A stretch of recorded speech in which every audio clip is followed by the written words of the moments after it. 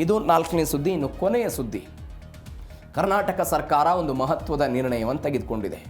ಯಾವುದು? ಗುಟ್ಕಾ ವಿಚಾರಕ್ಕೆ ಸಂಬಂಧಪಟ್ಟಂತೆ. ನೀವು ಸಾರ್ವಜನಿಕ ಸ್ಥಳ ನೋಡಿ, ಶೌಚಾಲಯಗಳನ್ನು ನೋಡಿ, ಅನೇಕ ರೈಲು ನಿಲ್ದಾಣಗಳಲ್ಲಿ ನೋಡಿ, ಗುಟ್ಕಾ ಹಾಕೋದು ಉಗಿಯೋದು, ಗುಟ್ಕಾ ಹಾಕೋದು ಉಗಿಯೋದು. ಅದರಲ್ಲೂ ನೀವು ಉತ್ತರ ಕರ್ನಾಟಕದ ಕೆಲ ಪ್ರದೇಶಗಳಲ್ಲಂತೂ ಅದು ಮೂಲೆನ ಏನು ಒಂದು ರೀತಿ ಕೆಂಪು ರಕ್ತದಲ್ಲಿ ಕಾಣಿಸ್ತಾ ಇರುತ್ತೆ. ಪಿಚ್ಚಿ ಪಿಚ್ಚಿ ಪಿಚ್ಚಿ ಪಿಚ್ಚಿ ಉಗುಳ್ತಾನೆ ಇರ್ತಾರೆ, ಬಾಯಲ್ಲಿ ತುಂಬಿಕೊಳ್ಳೋದು ಉಗುಳ್ತಾ ಇರೋದು.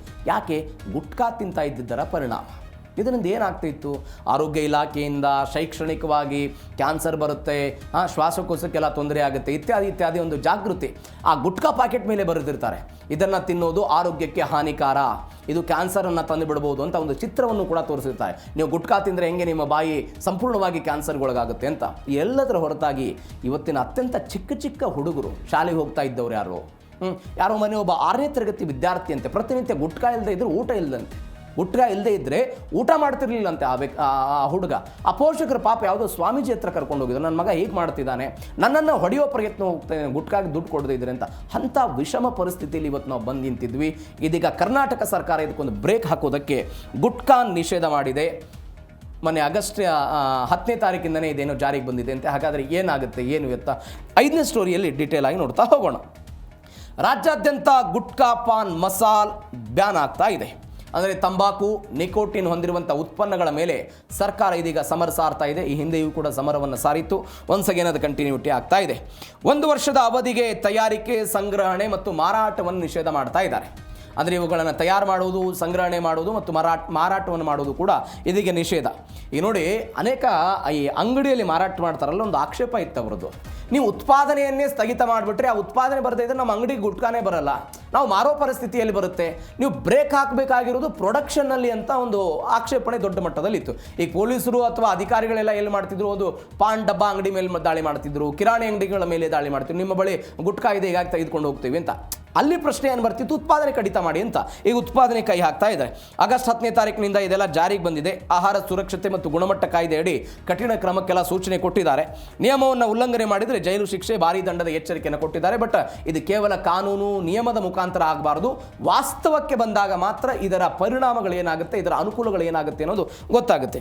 ಎಲ್ಲದರ ಜೊತೆಗೆ ಕುತಂತ್ರದ ಟ್ವಿನ್ ಪ್ಯಾಕ್ ಸ್ಟ್ರಾಟಜಿಗೆ ಬ್ರೇಕ್. ನಿಮಗೆ ಸ್ವಲ್ಪ ವರ್ಷದ ಹಿಂದೆ ಒಂದು ರೂಲ್ಸ್ ಬಂತು. ಈ ಮಸಾಲೆ ಅಡಿಕೆ ಅಂತೆ, ಅದರ ಜೊತೆಗೆ ಇನ್ನೊಂದು ಪಾಕೆಟ್ ಕೊಡ್ತಿದ್ರು ಅವರು, ನಿಕೋಟಿನ್, ತಂಬಾಕದು 2 ಪಾಕೆಟ್ ಬರ್ತಿತ್ತು. ನೀವು ಯಾವುದೋ ಒಂದು ಗುಟ್ಕಾ ಪ್ಯಾಕೆಟನ್ನು ತೆಗೆದುಕೊಂಡ್ರೆ ಅದರಲ್ಲಿ ಮಸಾಲೆ ಅಡಿಕೆ ಇದ್ದಿದ್ದೇ ಸಪ್ರೇಟ್ ಬರ್ತಿತ್ತು, ಅದರ ಜೊತೆಗೆ ಒಂದು ತಂಬಾಕು ಬರ್ತಾ ಇತ್ತು. ಅದನ್ನು ಇವರು ಅಲ್ಲಾಡಿಸಿ ಮಿಕ್ಸರ್ ಮಾಡಿ ಆಮೇಲೆ ಬಾಯಿ ಒಳಗೆ ಹಾಕ್ಕೊಳ್ತಾ ಇದ್ರು. ಇದರ ಅರ್ಥ ಏನು? ನೀವು ಮಸಾಲೆ ಅಡಿಕೆ ಬೇರೆ ಕೊಟ್ರೇನು, ತಂಬಾಕು ಬೇರೆ ಕೊಟ್ರೇನು, ಹೊಟ್ಟೆ ಒಳಗೆ ನಿಕೋಟಿನ್ನೇ ಹೋಗ್ತಿತ್ತು, ತಂಬಾಕೇ ಹೋಗ್ತಿತ್ತು. ಇದೀಗ ಏನು ಮಾಡ್ತಾ ಇದ್ದಾರೆ? 2ಕ್ಕೂ ಕೂಡ ಕಡಿವಾಣ ಹಾಕ್ತಾ ಇದ್ದಾರೆ. ಪಾನ್ ಮಸಾಲ ಬೇರೆ, ತಂಬಾಕು ಬೇರೆ ಪ್ಯಾಕೆಟ್ನಲ್ಲಿ ಮಾರಾಟದ ದರ್ಬಾರ್ ಏನಾಗ್ತಾ ಇತ್ತು, ಅದಕ್ಕೆ ಬ್ರೇಕ್ ಹಾಕ್ತಾ ಇರೋದು. ಈಗ ಮಿಕ್ಸಿಂಗ್ ಕುತಂತ್ರಕ್ಕೂ ಕೂಡ ಎಲ್ಲ ಕಾನೂನಲ್ಲಿ ಬಲವಾದ ಪೆಟ್ಟು ಕೊಟ್ಟಿದ್ದಾರೆ. ಸುಲಭವಾಗಿ ಮಿಶ್ರಣ ಮಾಡುವಂತೆ ಮಾರಾಟ ಮಾಡುವುದು ಕೂಡ ಅಪರಾಧ ಅಂತ ಈ ಕಾನೂನಲ್ಲಿ ಅವರೆಲ್ಲ ಹೇಳ್ತಾ ಇದ್ದಾರೆ. ಈ ನಿಯಮದಲ್ಲಿ ಕಂಪನಿಗಳ ಮಾಸ್ಟರ್ ಪ್ಲಾನ್ ಅನ್ನು ಮಕಾಡೆ ಮಲಗಿಸಿದ್ರು.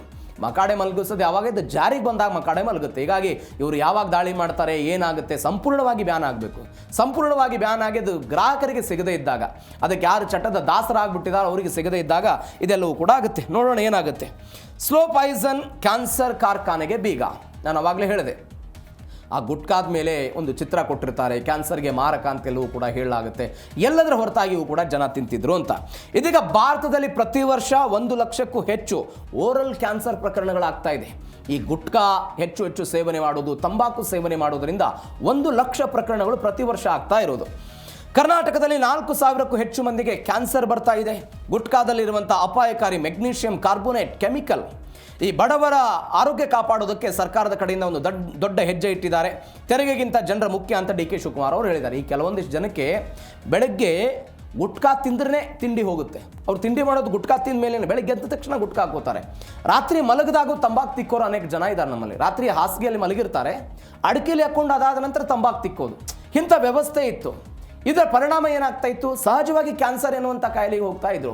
ಕ್ಯಾನ್ಸರ್ ಬಂತು ಅಂತ ಹೇಳಿದ್ರೆ ಅಪಾಯಕಾರಿ ಕಾಯಿಲೆ ಎನ್ನುವಂತಹ ಭಯಭೀತಿ ಇತ್ತು. ಈ ಭಯಭೀತಿಯಿಂದ ಹೊರಬರೋದು ಬೆಂಗಳೂರು, ಕಲಬುರಗಿ, ಹುಬ್ಬಳ್ಳಿ, ಧಾರವಾಡದಂಥ ಮಹಾನಗರಗಳಿಗೆ ಟ್ರೀಟ್ಮೆಂಟ್ಗೆ ಹೋಗಬೇಕಾಗಿತ್ತು. ಅಲ್ದಾಡಿ ನಾಳೆ ಕೊನೆಗೆ ಬದುಕ್ತಾರಾ? ಸಹಜವಾಗಿ ಇರ್ತಿರ್ಲಿಲ್ಲ. ಏನೇನೋ ಪರಿಣಾಮಗಳಾಗ್ತಾ ಇತ್ತು. ಇದೀಗ ಇದನ್ನು ತಡಿಬೇಕು ಅನ್ನುವಂತಹ ಕಾರಣಕ್ಕಾಗಿ ಡಿ ಕೆ ಶಿವಕುಮಾರ್ ಸರ್ಕಾರ ಇಂಥದ್ದೊಂದು ಗಟ್ಟಿಯಾದ ನಿರ್ಧಾರವನ್ನು ಮಾಡಿದೆ. ಬಡವರ ಆರೋಗ್ಯ ನಮಗೆ ಮುಖ್ಯ ಅಂತ. ನೀವು ಈ ಬೆಂಗಳೂರಿನ ಒಂದು ಡಬ್ಬ ಅಂಗಡಿಗಳಲ್ಲಿ ಹೋಗಿ ಕೇಳಿ, 5-6 ಪಾಕೆಟ್ ಮಾರಾಟ ಮಾಡ್ತಾರೆ ಅವರು. ಒಂದೊಂದು ಕಂಪನಿಯ ಗುಟ್ಕಾಗಳನ್ನು 5-6 ಪಾಕೆಟ್ ಮಾರಾಟ ಮಾಡ್ತಾರೆ. ಅದರ ಅರ್ಥ ಏನು? ಆ ಪರಿಪ್ರಮಾಣದಲ್ಲಿ ಜನ ತಿಂತಾರೆ ಅಂತ. ಅದರಿಂದ ಸರ್ಕಾರಕ್ಕೆ ತೆರಿಗೆ ಬರ್ತಿತ್ತು. ಬಟ್ ಡಿ ಕೆ ಶಿವಕುಮಾರ್ ಹೇಳಿದ್ರು ತೆರಿಗೆ ಮುಖ್ಯ ಅಲ್ಲ, ನಮಗೆ ಜನರ ಆರೋಗ್ಯ ಮುಖ್ಯ ಅಂತ. ನೋಡೋಣ ಏನಾಗುತ್ತೆ. ಅಡಿಕೆ ಬೆಳೆಗಾರರಿಗೆ ಬ್ಯಾನ್ ಬಿಸಿ ತಡ್ತಾ ಇದೆ.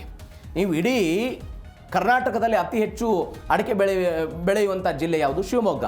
ಅತಿ ಹೆಚ್ಚು ಅಡಿಕೆ ಬೆಳೆಯುವಂಥ ನಗರ ಯಾವುದು? ಚನ್ನಗಿರಿ ತಾಲೂಕನ್ನು ಕರೀತಾರೆ ಅದನ್ನು. ಚನ್ನಗಿರಿ, ಈ ದಾವಣಗೆರೆ ಜಿಲ್ಲೆಯ ಚನ್ನಗಿರಿ. ಬಟ್ ಅಲ್ಲಿಯ ಬೆಳೆಗಾರರು ಹೇಳ್ತಾ ಇದ್ದಾರೆ ನಮಗೇನು ಹೊಡೆತ ಬೀಳಬಾರ್ದಿದು ಅಂತ. ಬಯಲುಸೀಮೆ ರೈತರಲ್ಲಿ ಇದರಿಂದ ಆತಂಕ ಎಲ್ಲ ಆಗ್ತಾ ಇದೆ. ಉತ್ಪತ್ತಿ ಆಗುವಂಥ 70% ಅಡಿಕೆ ಬಳಕೆ ಆಗುವುದೆಲ್ಲ ಗುಟ್ಕಾಗಂತೆ. ಬೇಡಿಕೆ ಕುಸಿದು ಅಡಿಕೆ ಬೆಲೆ ಎಲ್ಲ ಪಾತಾಳಕ್ಕೆ ಹೋಗ್ಬೋದು ಅಂತ. ಅಂದರೆ ಗುಟ್ಕಾ ತಯಾರಿಕೆಗೆ ಏನು ಅಡಿಕೆ ಹೋಗ್ತಾ ಇತ್ತು ಅದು ಸಂಪೂರ್ಣವಾಗಿ ಕುಸಿತ ಆಗ್ಬೋದು. ಆ ಮುಖಾಂತರ ಅಡಿಕೆ ಬೆಲೆ ಸಂಪೂರ್ಣವಾಗಿ ಕಡಿತ ಆಗ್ಬೋದು. ಕಾಂಪ್ಕೋ, ಮ್ಯಾಪ್ಕೋ ಸೇರಿದಂತೆ ಸಹಕಾರ ಸಂಘಗಳೆಲ್ಲ, ಈ ಕ್ಯಾಂಪ್ಕೋದರೆಲ್ಲ ಮಾತನಾಡಿದ್ರು ಇವತ್ತು. ಅವರು ಹೇಳ್ತಾರೆ ಈ ನಿರ್ಧಾರವನ್ನು ಸ್ವಾಗತ ಮಾಡ್ತೀವಿ, ಆದರೆ ನಮ್ಮ ರೈತರಿಗೆ ಯಾವುದೇ ತೊಂದರೆ ಆಗದಂತೆ ನೋಡ್ಕೊಳ್ಬೇಕಾಗಿದ್ದು ಸರ್ಕಾರದ ಕೈಯಲ್ಲಿದೆ. ಹೀಗಾಗಿ ಏನು ಮಾಡ್ತಾರೆ, ರೈತರನ್ನು ಬಲಿಪಶು ಎಲ್ಲ ಮಾಡಬೇಡಿ ಅಂತೆಲ್ಲ ಹೇಳಿದ್ದಾರೆ. ಇವೆಲ್ಲದರ ಜೊತೆಗೆ ಆದೇಶ ಬಂತು. ಇಂಪ್ಲಿಮೆಂಟ್ ಆಗೋದು ಹೆಂಗೆ? ಇಂಪ್ಲಿಮೆಂಟ್ ಆಗಬೇಕಲ್ಲ. ಏನು ಇಂಪ್ಲಿಮೆಂಟು? ಆಹಾರ ಇಲಾಖೆಯಲ್ಲಿ 210 ಹುದ್ದೆಗಳ ಪೈಕಿ ಕೇವಲ 97 ಹುದ್ದೆಗಳನ್ನು ಮಾತ್ರ ಭರ್ತಿ ಮಾಡಲಾಗಿದೆ. ಆದರೆ ನಿಮ್ಮಲ್ಲಿ ಸಿಬ್ಬಂದಿ ಕೊರತೆ ಇದೆ.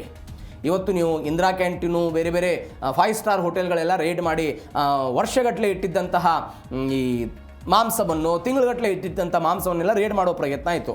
ಈ ರೀತಿಯಾಗಿಯೂ ಕೂಡ ರೇಡ್ ಆಗಬೇಕು ಅಂದರೆ ನಿಮ್ಮ ಕಡೆ ಸಿಬ್ಬಂದಿ ಬೇಕು, ಅದು ಕೊರತೆ ಇದೆ ಅಂತ. ಸಿಬ್ಬಂದಿ ಕೊರತೆ ನಡುವೆ ಗುಟ್ಕಾ ಮಾಫಿಯಾ ತಡೆಯುವ ಸವಾಲಾಗಿದೆ. ಕಳ್ಳ ಸಾಗಾಣಿಕೆ ಆಗುವಂಥ ಅಪಾಯ ಇರುತ್ತೆ. ಬ್ಲ್ಯಾಕ್ ಮಾರ್ಕೆಟ್ನಲ್ಲಿ ಡಬಲ್ ರೇಟಿಗೆ ಸೇಲ್ ಆಗುವಂಥ ಸಾಧ್ಯತೆ ಇರುತ್ತೆ. ಪೊಲೀಸ್ ಇಲಾಖೆ ಮತ್ತು ಸಾರ್ವಜನಿಕರ ಸಹಕಾರ ಇದಕ್ಕೆ ದೊಡ್ಡ ಮಟ್ಟದ ಅನಿವಾರ್ಯ ಆಗುತ್ತೆ. ಹೀಗಾಗಿ ಹೆಂಗೆ ಇಂಪ್ಲಿಮೆಂಟ್ ಮಾಡ್ತಾರೆ ನೋಡೋಣ. ಇವೆಲ್ಲದರ ಜೊತೆಗೆ ಕೊನೆಯ ಬೆಳವಣಿಗೆ, ಗುಟ್ಕಾ ಓಕೆ, ಸಿಗರೆಟ್ ಯಾಕೆ ಬ್ಯಾನ್ ಇಲ್ಲ? ನೋಡಿ, ಬೆಂಗಳೂರಿನಲ್ಲಿ ಅನೇಕ ಜನ ಸಾರ್ವಜನಿಕ ಪ್ರದೇಶಗಳಲ್ಲೆಲ್ಲ ಸಿಗರೆಟ್ ಸೇಯ್ತಾ ಇರ್ತಾರೆ. ಈ ಪೊಲೀಸರು ಬಂದು ಸಾರ್ವಜನಿಕ ಪ್ರದೇಶಗಳಲ್ಲಿ ಸಿಗರೆಟ್ ಸೇಯೋದು ಅದು ಒಂದು ಕಾನೂನಿನ ವಿರುದ್ಧ ಅಂತ ಅವ್ರಿಗೆ ದಂಡ ಎಲ್ಲ ಹಾಕ್ತಾ ಇರ್ತಾರೆ.